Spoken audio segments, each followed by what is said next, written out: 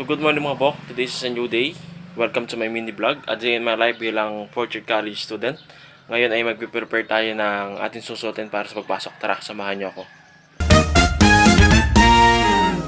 Sa mga oras nga na ipo pa lang yan ay katatapos ko lamang magligo at maglalagay na nga po pala ako ng Rexona sa aking kilikili.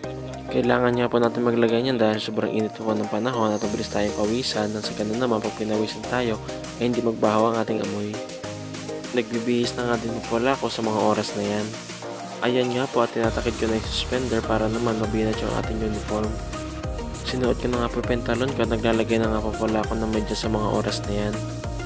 Habang nagsusuot nga po ako ng medyas na yan, hindi ko na mamalayan at tumutulong na po pala yung pawis ko dahil sobrang init ng suot natin uniform. So katapos lang natin magbihis na yung ating final look. Ito yung ating final look mga kabok. So ayun mga bok, paalis na tayo pero para tayong hindi bagong digo. Sobrang init. Magsuot ng uniform, ayan, pawis na. Tagaktak ng pawis. Hindi pa nakakaalis, isang basa na ng pawis ang ating uniform. Pambihira, sobrang init baga naman ng panahon. So see you later, bye bye. A few moments later. Oo, sa mga oras nga po pa lang yan, nagkakarating ko lamang sa Gloria para maghintay ng sasakyan. Habang naglalakad nga po ako dyan ay tagaktak na ako ng pawis at napasabi na lamang po ako na sana naman may dumaan agad ng sasakyan para makasakay agad tayo. Ilang sandali nga lamang po tayo naghintay at may dumaan agad ng sasakyan at pasakay na nga po ako dyan sa mga oras na yan. Buti na nga lamang po at hindi masyadong puno yung sasakyan kaya mayroon pang bakanting upuan at nakaupo na nga po tayo dyan. Pagka-upo ko nga po, kinuha ko na rin agad yung ticket ko at ang ticket po natin ay 19 pesos.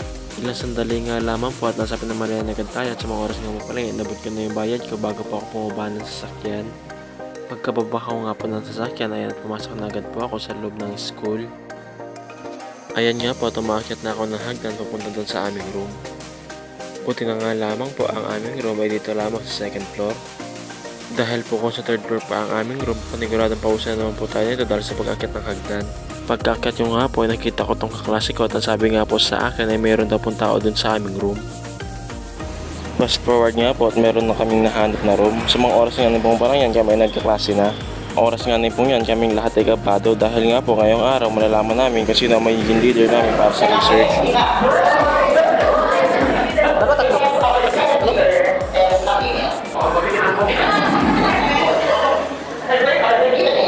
Kabado.